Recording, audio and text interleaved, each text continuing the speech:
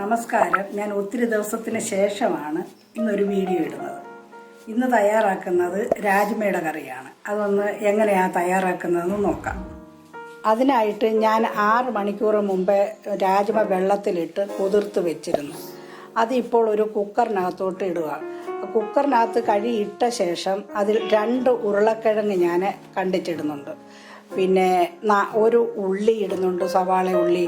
കൊച്ചുള്ളി ആണെങ്കിലും ഇടാം, പക്ഷേ കൊച്ചുള്ളി ഇപ്പോൾ എൻ്റെ അടുത്ത് ഇല്ലാത്തതുകൊണ്ട് 2 സവാള ഉള്ളി ഇടുകയാണ്.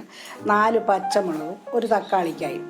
പിന്നെ അതിനകത്തോട്ട് ആവശ്യത്തിന് വെള്ളം ഒഴിക്കണം. 1/2 സ്പൂണ് മഞ്ഞൾപ്പൊടി ഇടണം. 1 സ്പൂണ് ഉപ്പ് പൊടി ഇട്ട് 4 വിസിൽ വരുത്താം.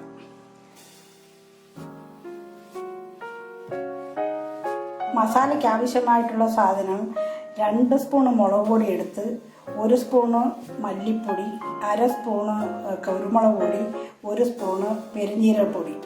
കടുക് വറുക്കാനായിട്ട് കൊച്ചുള്ളി 5-6 അരിഞ്ഞു വെച്ചിട്ടുണ്ട്. പിന്നെ ഇഞ്ചി വെളുത്തുള്ളി ചതച്ച് വെച്ചിട്ടുണ്ട്, കറിവേപ്പില. ഇനി എണ്ണ ചൂടായി വരുമ്പോൾ കടുക് പൊട്ടിക്കാം. ഇതിനായിട്ട് ഞാൻ വെളിച്ചെണ്ണയാണ് എടുത്തിരിക്കുന്നത്, ഒരു ടേസ്റ്റിന് വേണ്ടിയിട്ട്.